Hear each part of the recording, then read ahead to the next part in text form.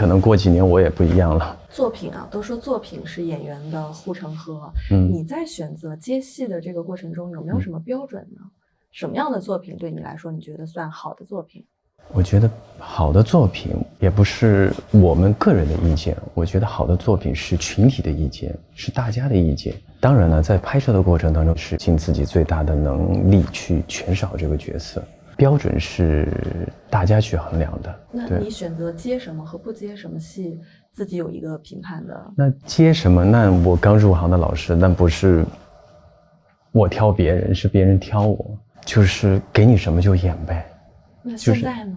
现在其实也相对比较会好一点，只能说自己好好努力争取，再去和导演聊，再去让平台老师看到，编剧老师看到。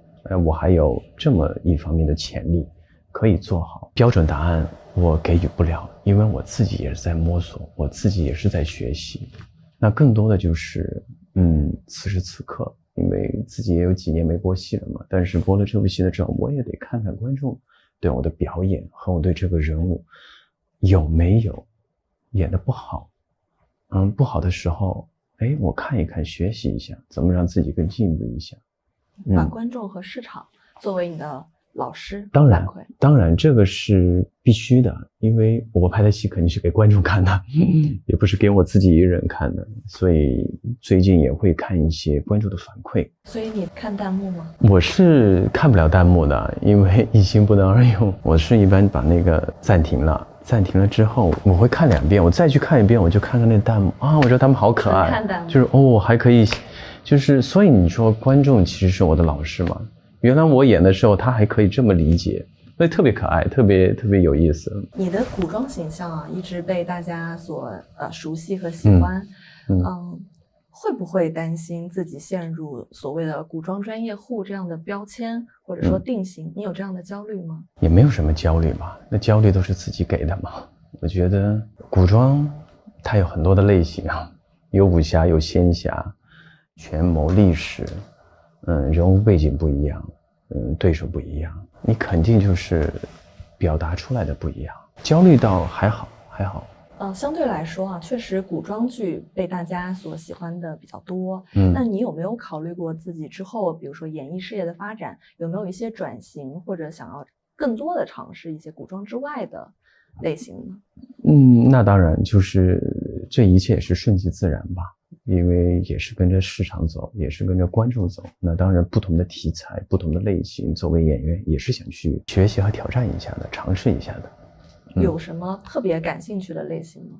没演过都可以啊，比方说好多都可以，那有太多了。我们一起期待一下。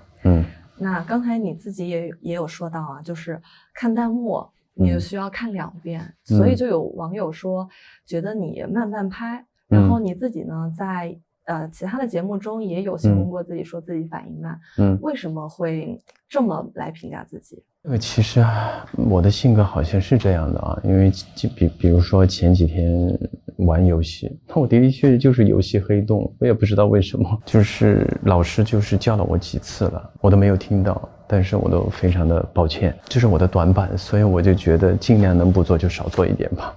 但是宣传期。也希望大家更多能看到这个戏吧，就拼了一下。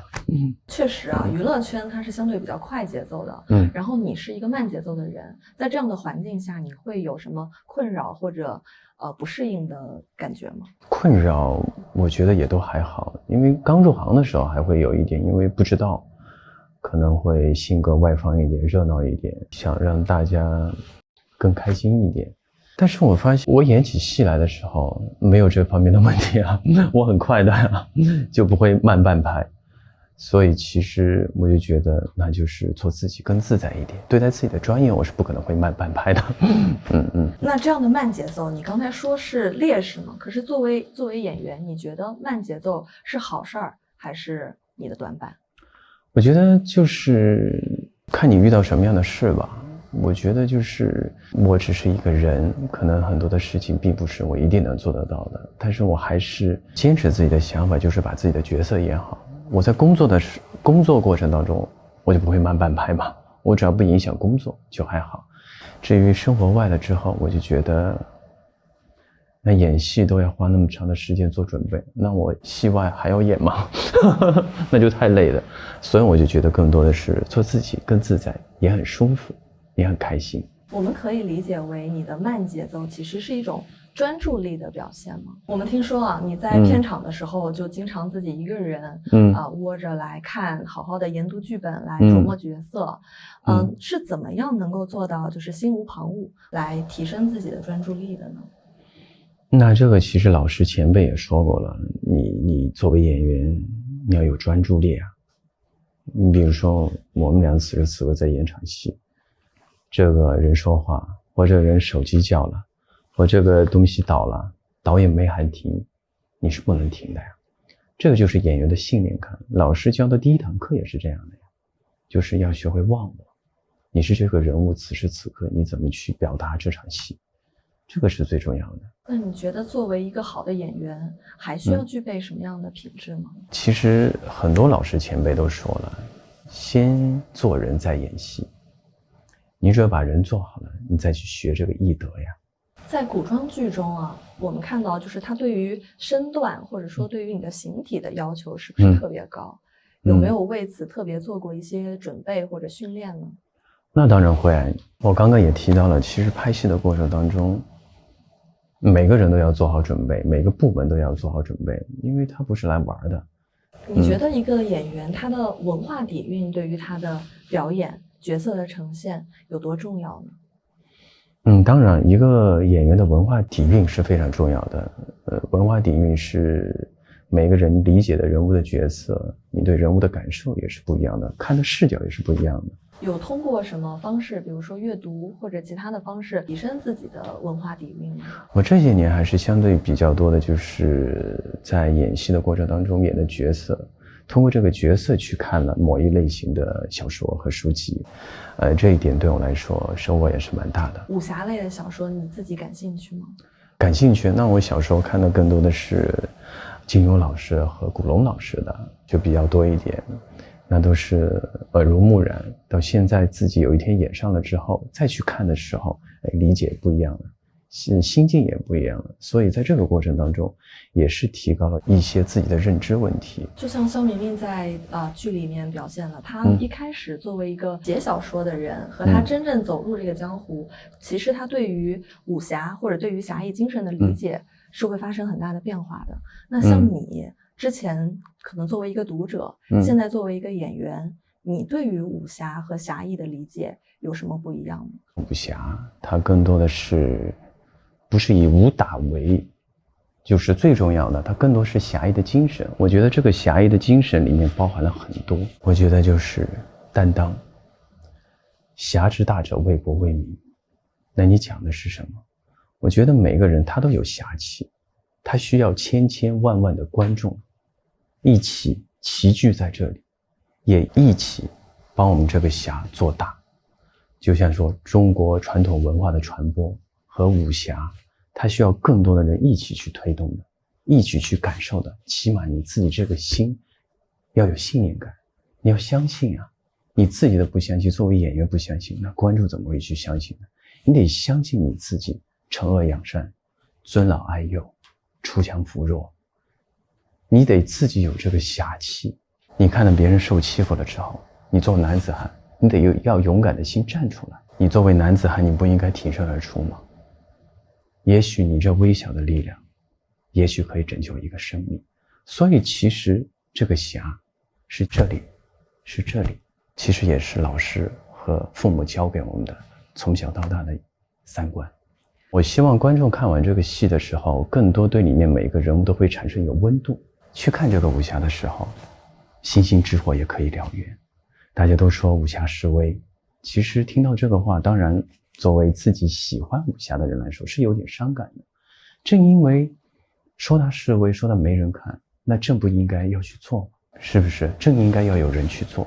我也是在学习，我一直在学习，我只能说我自己喜欢，仅我自己个人的力量很微小，所以我需要大家一起团结起来，让更多的人看到我们中国武侠是可以的。大家也都很想知道啊，你塑造了这么多少年侠客、意气风发的少年侠客的形象，这些角色形象和程毅本人有多大的相似度呢？那当然，作为演员，你其实不能说相似度吧。我就觉得你作为演员拿到一个剧本，你怎么应该去塑造它？那我觉得很多角色也跟我不一样，但是我觉得艺术作品或者每一个作品都是更多是在于引导。我希望大朋友小朋友看完我的戏，他有一个正确的价值观。那我希望他们看完底线的时候，我觉得他们会对法律有更多的认知，这是一点。就比如说我去拍《琉璃沉香》的时候，我希望他们看完这部片子的时候，大家对爱情有更多的尊重，守护爱情，尊重爱情，而是不是一味的去索取。那么拍《莲花楼》的时候也是，我学会就是大家都说放下吧，李相一、李莲花都能放下了。所以大家遇到什么困难的时候，也别跟自己太较真，回头去看了一下，手机打开了一下，妈妈给你发了个信息，或者朋友给你发了个信息，你这个还有温度。所以我觉得拍每一个作品，我希望给观众能传达一个它的内核是什么，这个内核更多的让观众产生共鸣。很多观众朋友都非常喜欢你的打戏，觉得干净利落。那在这个打戏背后，是怎么练成的呢？就是刚刚也说到了嘛，